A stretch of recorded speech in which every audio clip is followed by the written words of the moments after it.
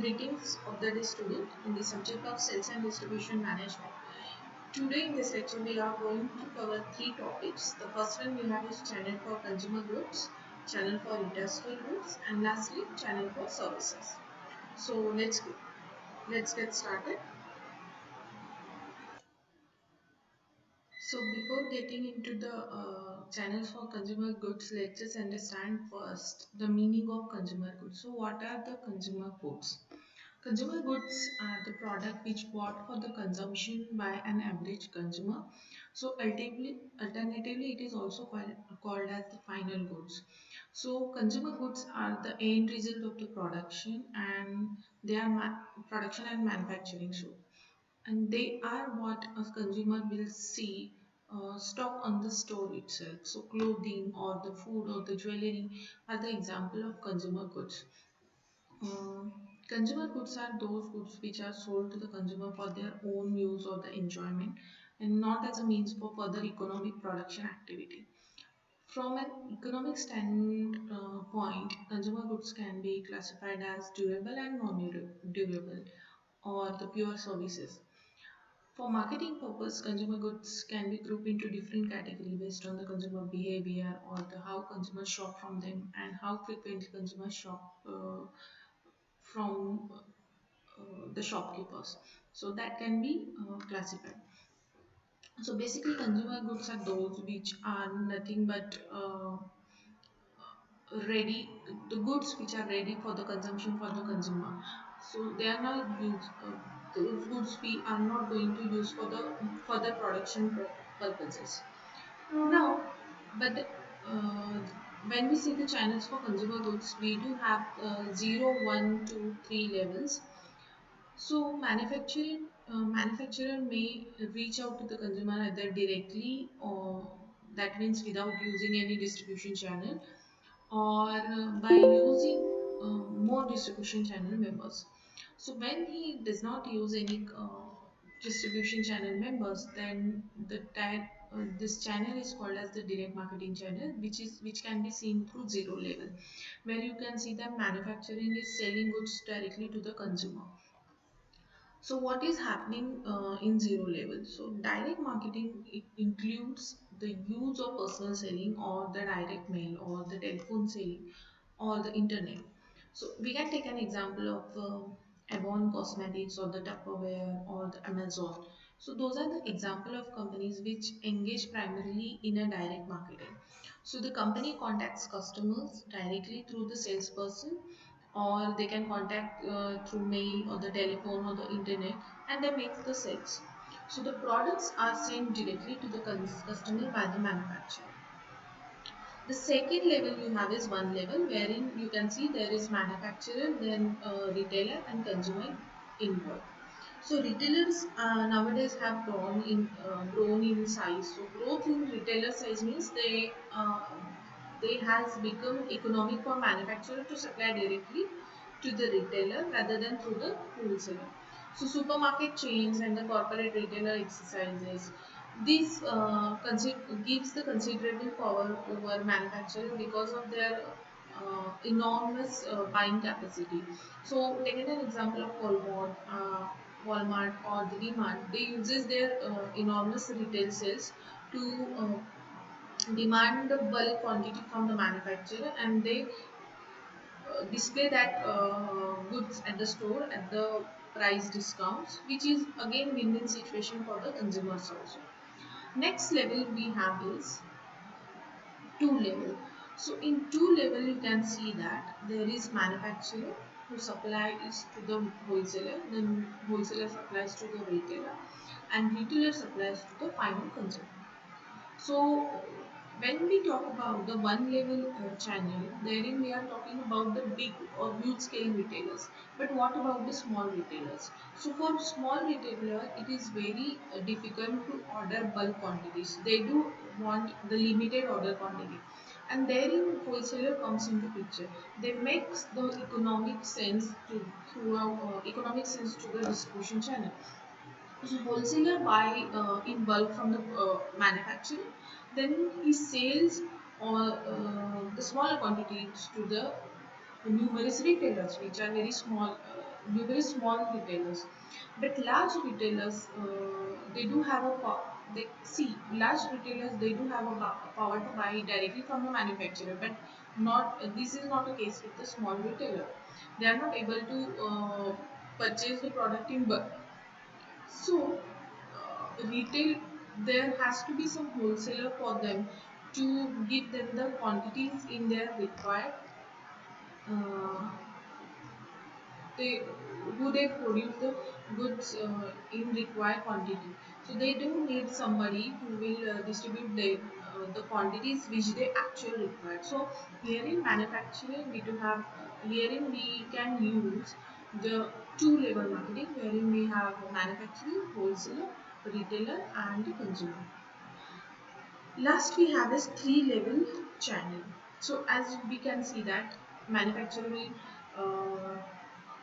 contact to the agent, agent will uh, supply the goods to the wholesaler, then wholesaler gives to the retailer, and retailer will sell that good to the final consumer.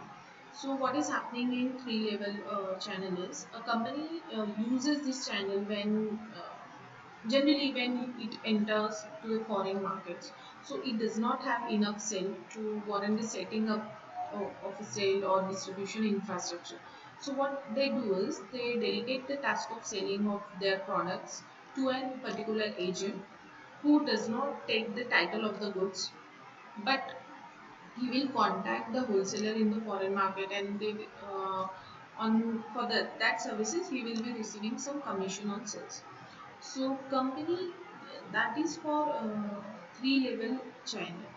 But companies nowadays want to sell a larger number of customers. Hence, they are increasingly using multiple channels to distribute their products. So, a company's product may be found in a company-owned store, an exclusive store, or a multi-brand store, or a discount store simultaneously. So, companies do have realized that all the customer of a product do not buy from same retailers. So, they are grabbing the opportunity where they do have maximum possible selling chances. That's it for consumer channels. Now moving further to the industrial channel. So we will start by understanding the meaning of industrial goods first. So industrial goods are those goods which are purchased for industrial or the business use. The industrial goods then fall into various category like installation or the accessories or the raw material or manufactured parts or the supplies.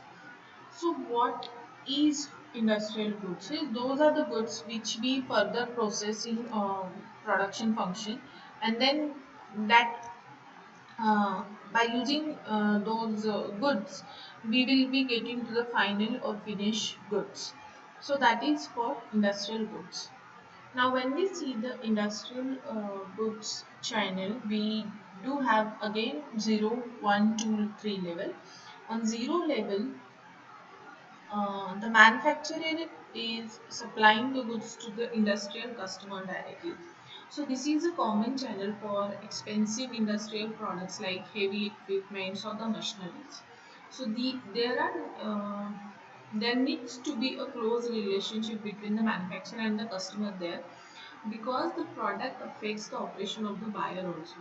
This, so the seller has to participate in many activities like installation or the commissioning or the quality control or the maintenance jointly with the buyer. So the seller is responsible for many aspects of the operation of the product long after the product is sold. So the nature of product requires a continuing relationship between a seller and the buyer. So the large size of the order makes direct selling and distribution economical.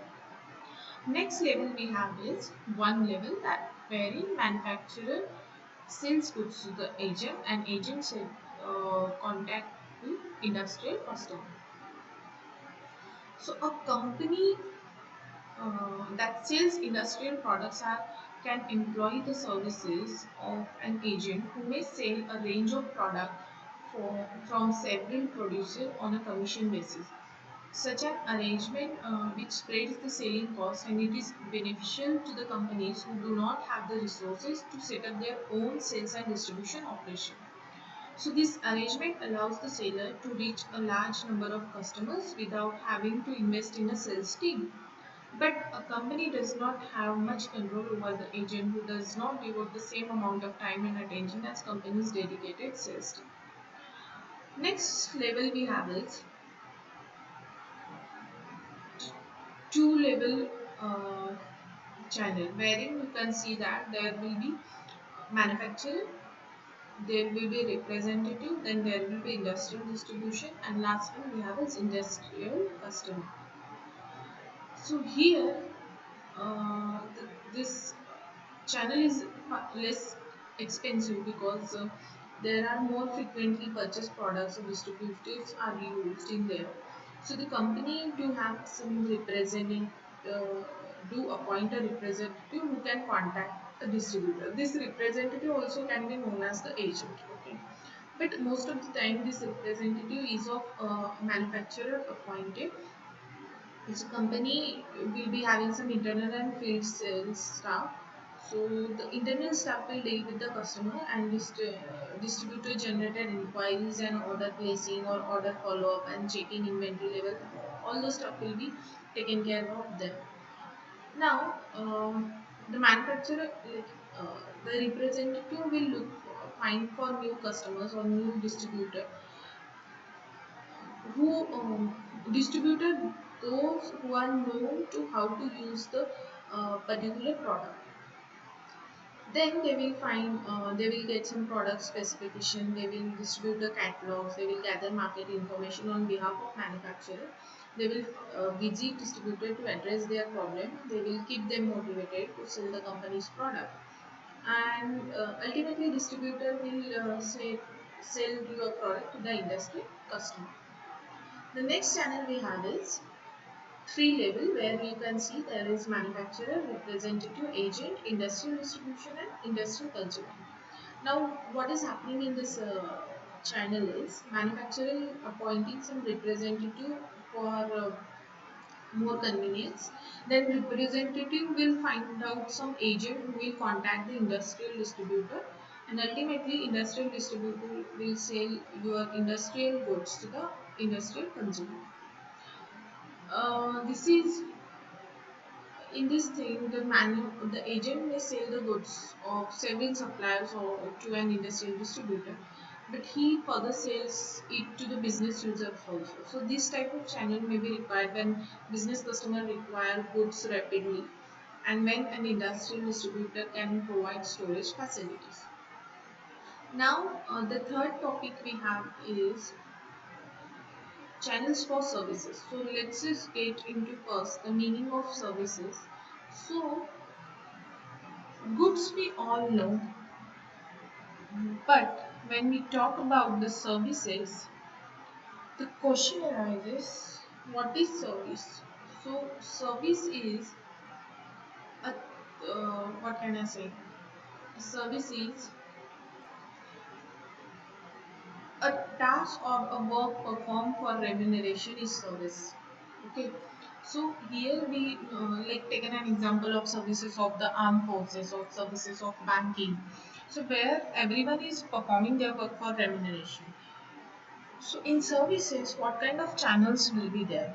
See, in services there is no as such various levels of distribution channels. So they distribution channel for services are usually short and are either direct or they use an agent. So since the stocks are not held, the role of wholesaler, retailer, or industrial distributor does not apply here. So service provider will can contact to directly to the consumer in case of consumer goods, and he will contact directly to the industrial customer for industrial goods. He can also use some agent for industrial customer. So the close relationship between the service provider and customer, that means service supply has to be direct. Taking an example of healthcare. So doctor has to be giving efficient services to his patients. So the service provider operates several outlets to reach out to the final consumer or to the industrial buyer. So many service providers such as like banks or the retail outlets or the service centers operates via service channel, service distribution channel. So that's it for today's lecture. In next lecture, we are going to discuss more about the distribution channel thing. Until then, stay tuned and please subscribe to the channel of GS College of Commerce for the e-learning. Thank you.